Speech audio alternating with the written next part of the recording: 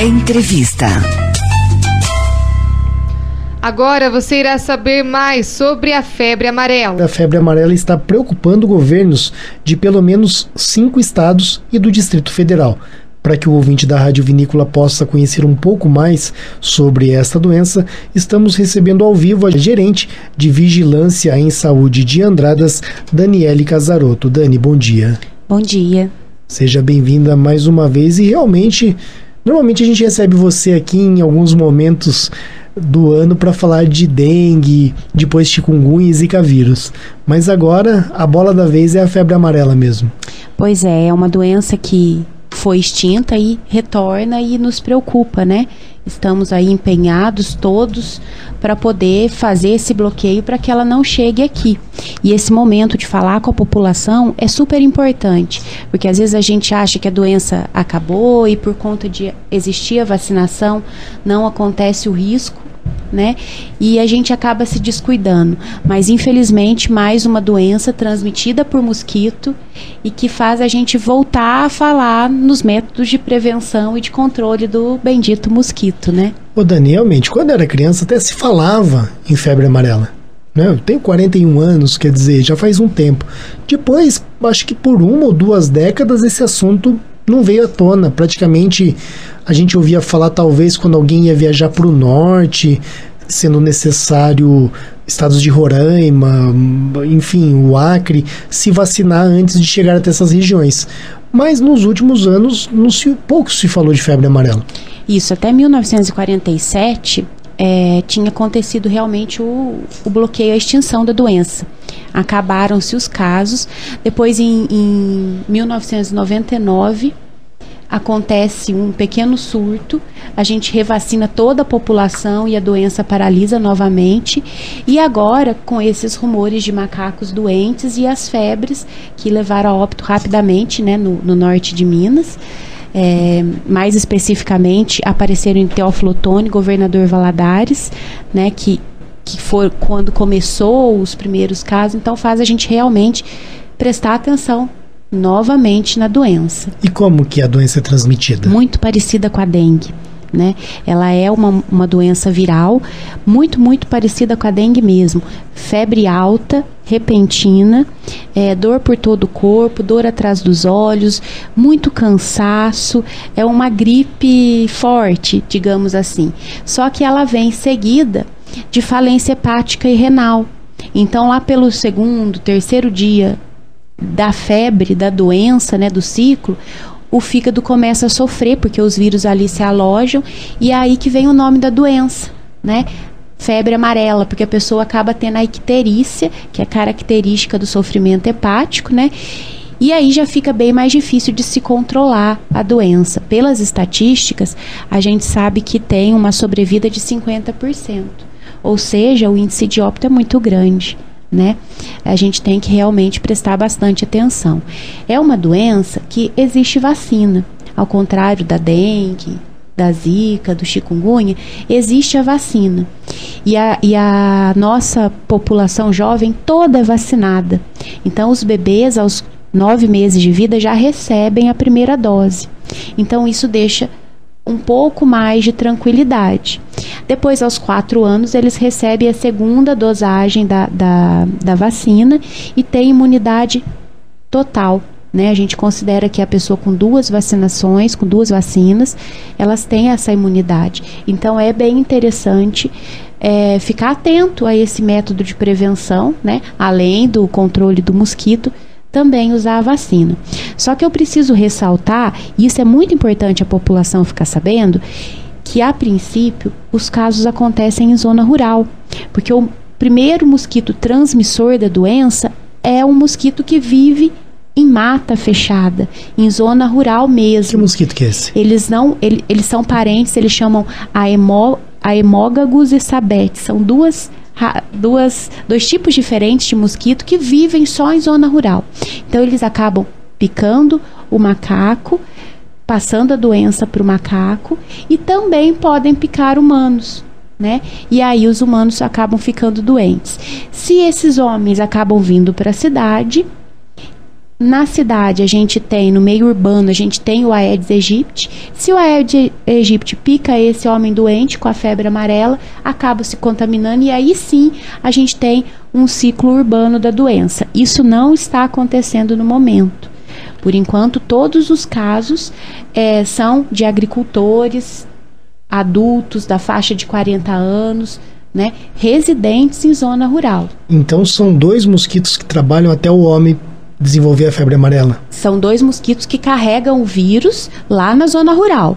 Aqui na cidade, mais o Aedes aegypti. Então são 3 mosquitos. Por isso que é uma doença potencialmente muito grave, né? Porque a gente tem bastante Aedes aqui e tem bastante dos outros 2 na zona rural. Por isso, a gente gostaria de deixar a população da zona rural atenta. Nós não estamos fazendo campanha de revacinação, até porque no nosso calendário essa vacina já faz prevista, parte, né? Já faz parte. Só que nós iremos para as zonas rurais, todas as zonas rurais da nossa cidade. Nós conseguimos uma dosagem extra de medicamento, de vacina. Então agora, segunda-feira, eu gostaria de deixar esse apelo mesmo para a comunidade, né? Na segunda-feira, no bairro da Gramínea, lá no postinho, a gente vai estar, a partir das 8 horas, distribuindo e orientando a respeito da carteira de vacina. Então, quem tem dúvida, leva a carteira lá. Pode ser que não vai ser necessário. A gente avalia ali no momento, né? E vê se vai ser necessário. Se for, a gente vai aplicar a vacinação. Na terça-feira, nós iremos para o bairro do Óleo, a partir das 8 horas também, terça-feira que vem, no bairro do Óleo. Então, todos os moradores podem dar uma passadinha lá, que nós estaremos lá. Na quarta-feira, a gente inicia os trabalhos no Campestrinho, no posto do Campestrinho, a partir das 8 horas. E aí a gente fica até mais ou menos a hora do almoço, até pelo meio-dia, e segue rumo ao bairro da Barra, que aí a gente vai olhar as carteirinhas de lá também. Então é muito importante que quem mora em zona rural, principalmente os agricultores, né, e pessoas que adentram a mata, procurar o setor de vacinas para olhar a carteirinha. Neste momento a gente não está fazendo vacina em campanha, né, de forma de campanha dentro da zona urbana. A gente está focando a zona rural porque é o maior risco. Caroline? Dani, essa doença, como você disse, é parecida com a dengue, mas o mosquito, ele não é que nem a dengue, que ele se aloja em água parada, limpa, geralmente em áreas urbanas. Ele fica em mata fechada, mas o criadouro dele não é em água, é na mata mesmo. É em água parada na mata. Ah, não é na cidade. Os primeiros, os transmissores da zona rural são mosquitos que são residentes de mata fechada. Então eles nascem sim da água parada, né? Mas quando chega na cidade, esse vírus ele é transmitido para o homem através do Aedes aegypti. Então seria mais uma doença do danadinho do Aedes transmitindo aqui pra gente. É, né? Essa a diferença da febre amarela silvestre e da urbana? Exatamente. E assim, na zona urbana, há de se fazer um controle, é possível se fazer um controle químico com o Aedes, mas na mata não tem como se fazer esse controle. A extensão, né? É grande. A extensão é grande, os outros animais da fauna e também a flora, né? Eles podem sofrer. Então, é realmente prestar atenção nos criadouros perto de casa, né? Se você tem água parada ali perto de casa, etc., não deixar para evitar. E atualizar o cartão de vacina, né? A imunidade da vacina para quem tem uma dose é de 95%, então é uma boa imunidade. A OMS já diz que uma dose é suficiente. O Brasil, o Ministério da Saúde, para contemplar esses 5% de falha previsível da vacina, então, prefere fazer as 2 doses.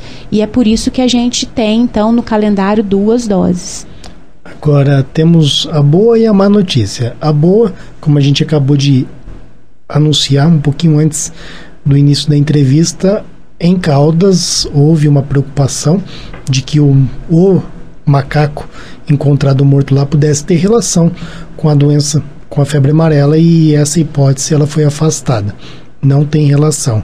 E a má é que parece que em Delfinópolis foi confirmado o primeiro caso de febre amarela com morte. É isso mesmo, Caroline? É isso, e a notícia foi atualizada hoje, 20 para as 10 da manhã, que em Delfinópolis tem confirmada a primeira morte por febre amarela no sul de Minas. A morte de um morador é o primeiro caso de vítima de febre amarela no sul de Minas, e a Secretaria Municipal de Saúde não informou a idade do homem, mas confirmou na manhã desta quarta-feira que ele possui uma propriedade na área rural da cidade. Ele adoeceu no início de janeiro e morreu em um hospital de Franca, São Paulo, para onde ele foi transferido quando a doença se agravou. Com esse caso, subiu para 38 o número de mortes por febre amarela em Minas Gerais, conforme o relatório divulgado na última terça-feira pela Secretaria do Estado de Saúde. Essa notícia foi colocada pelo site G1. Ontem nós anunciamos aqui, né, Caroline, 32 mortes até ontem. Agora, então, 38. A primeira no sul de Minas. E, Dani, se eu não estiver enganado, também Delfinópolis pertence à nossa regional de saúde aqui de Pouso Alegre. Uhum. E ele é de Paulínia, Sandro. Ele é de Paulínia. Ele é de Paulínia e ele tem um sítio em Delfinópolis. Então foi onde ele contraiu a doença. Possivelmente contraiu a doença. Chegou então, Dani, para nós aqui no sul de Minas. Pois é, a gente também gostaria de deixar mais um dado, né, para que a população preste atenção. Qualquer início de febre súbita sem motivo, é importante procurar o médico, né? É importante relatar que mora na zona rural ou que foi fazer turismo rural, alguma coisa nesse sentido. Não deixar passar como uma gripe somente, né? Que aí tem como a gente entrar com as medidas de prevenção. E, paralelo a isso, também não entrar em pânico, né? Porque essas notícias acabam deixando a gente todo desnorteado e com muito medo. Eu já fiquei preocupado aqui.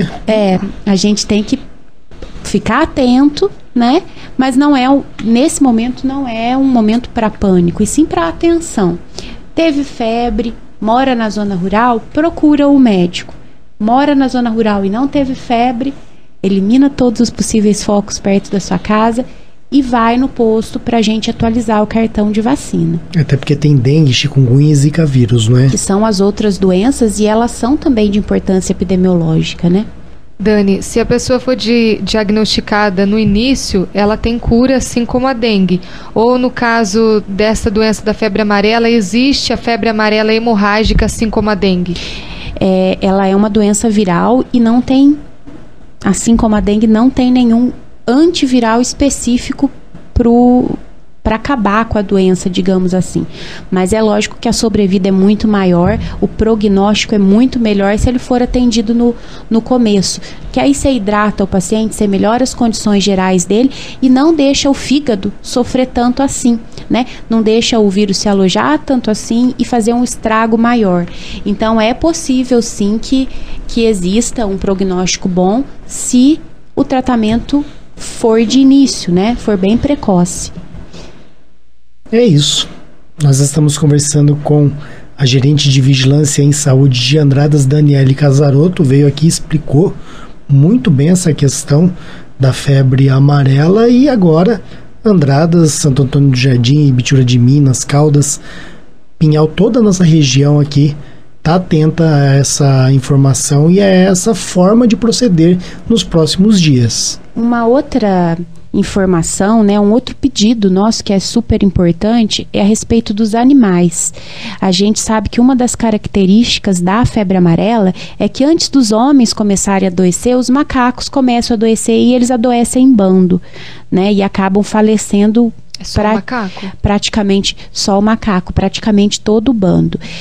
Então, se alguém achar algum animal morto ou alguma ossada ou suspeitar, nós já tivemos na semana passada passeando pela mata porque houve rumores que existia um animal morto e a gente foi à procura e realmente encontrou e não era a ossada de macaco, graças a Deus. Mas assim, para quem mora na zona rural, geralmente conhece o tamanho do bando, sabe se diminuiu e conhece os hábitos dos animais. Se notar alguma alteração, entre em contato com a gente, que isso é muito importante, porque a gente já começa a tomar as providências necessárias.